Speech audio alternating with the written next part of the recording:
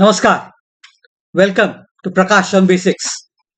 I'm Prakash Zog, and we've been talking of Indian philosophy. After Sankhya philosophy comes its partner, that's the Yoga darshan. I'll explain some of its basic concepts from today in different sections.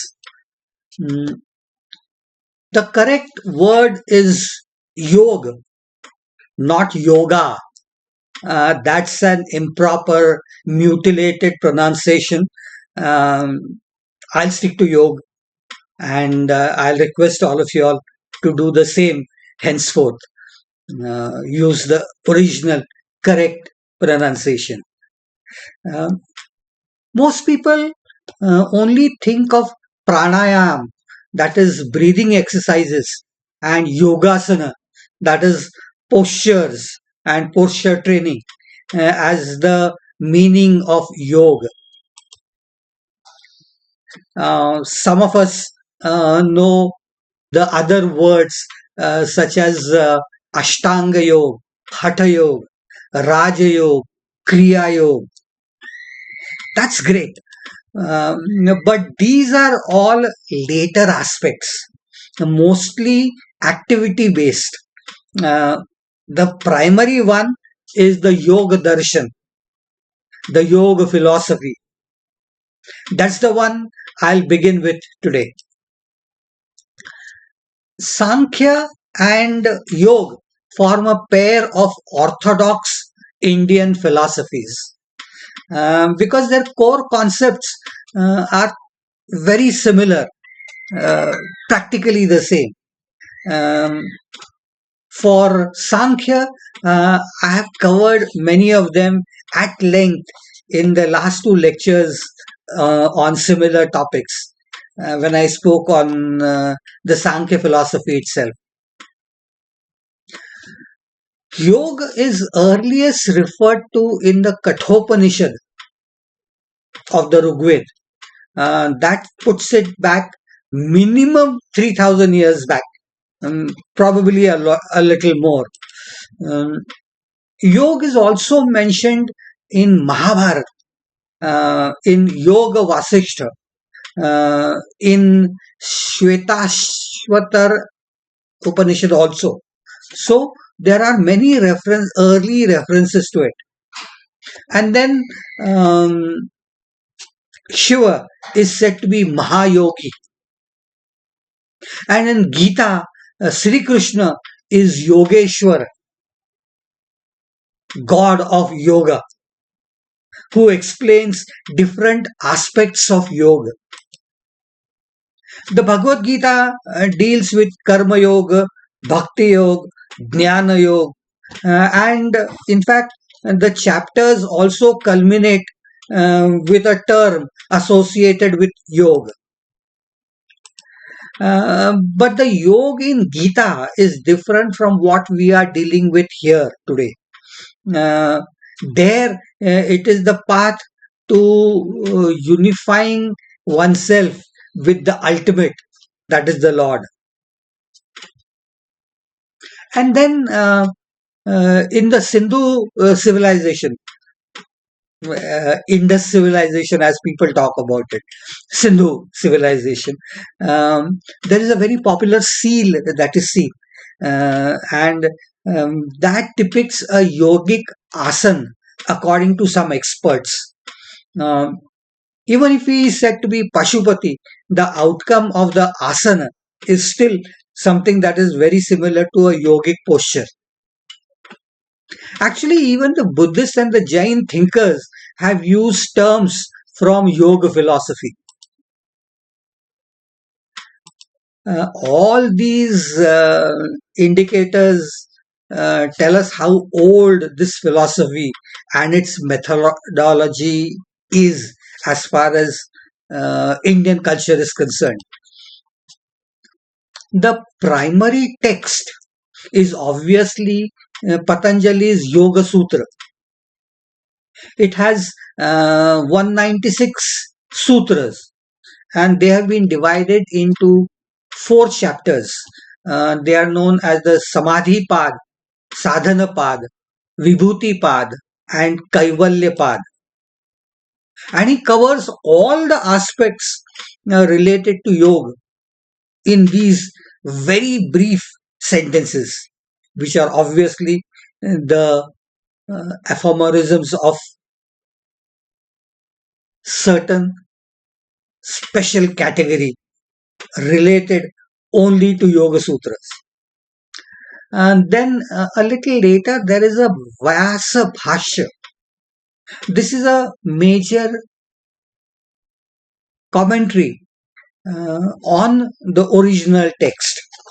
There is also a Tattva Vaisharadi by Vachaspati Mishra.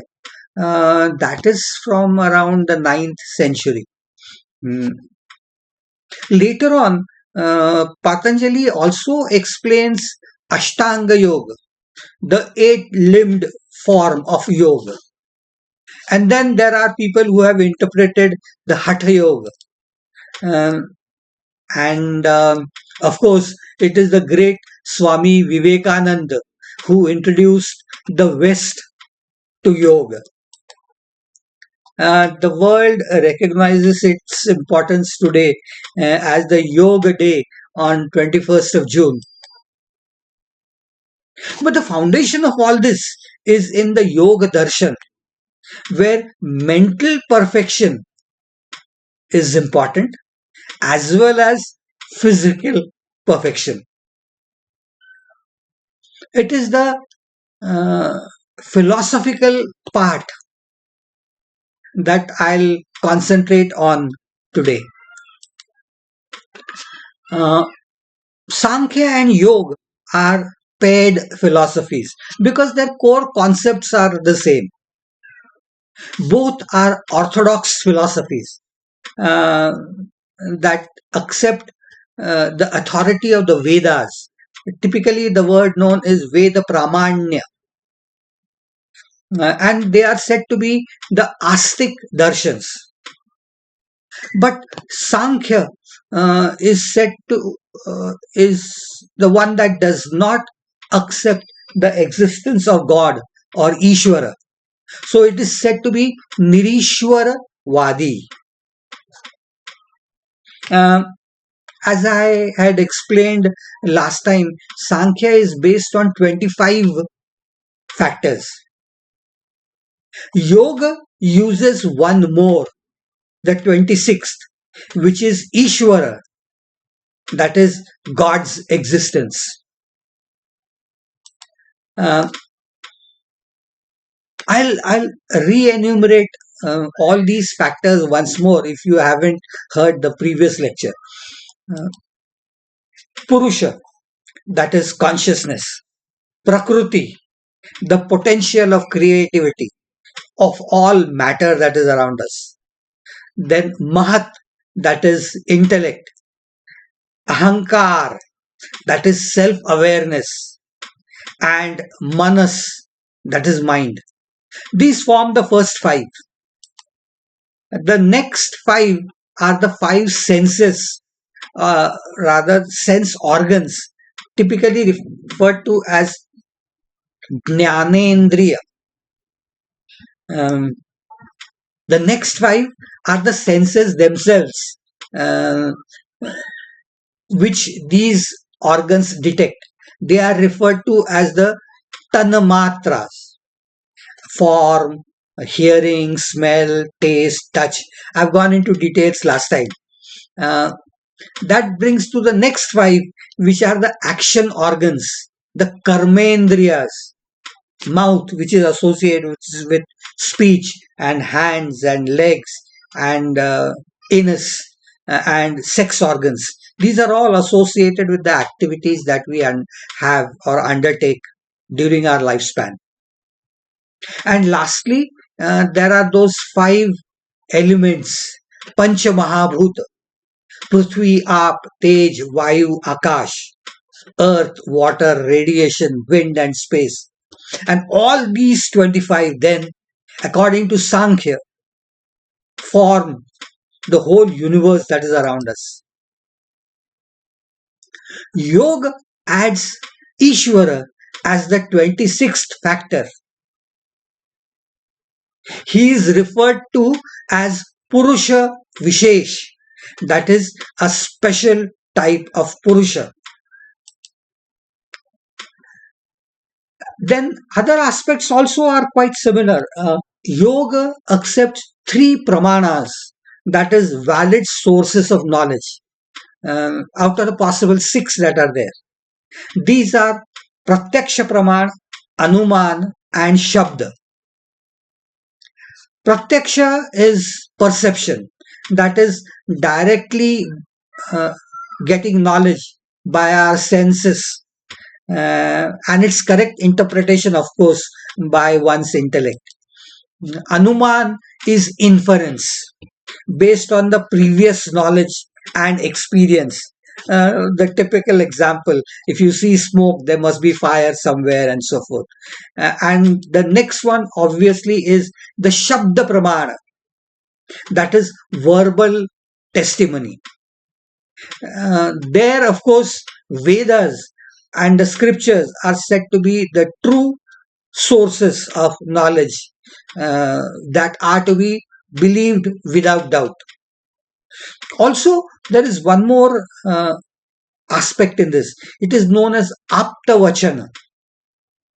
Whatever a reliable, known acquaintance tells you, that is Aptavachana. So these are things that are the source of knowledge from where we keep on getting information. Uh, then there is one more aspect. Mutually independent nature of Prakriti and Purush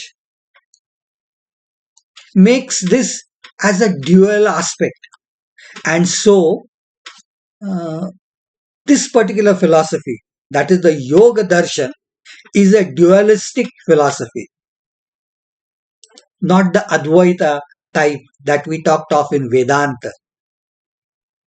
And then Ishwar is said to be all powerful, present everywhere, but is different and distinct from Prakriti.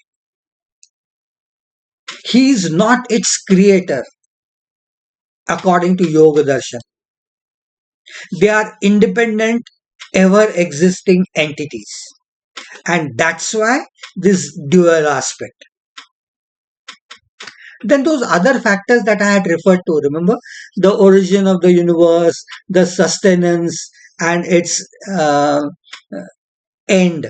All this is interpreted in the same way as the Sankhya philosophy does. But Yoga does not attach too much of importance to this. But then what does it talk of? There are three words that we will come across very often in yoga philosophy. One is avidya, that is improper knowledge or ignorance. Dukkha and klesh, that is sorrow and pain. And kaivalya, that is ultimate true knowledge. So according to this philosophy, ignorance is the root of all sorrow. Ignorance is not false knowledge, but it is incomplete knowledge. And if you want to undergo salvation, that is moksha,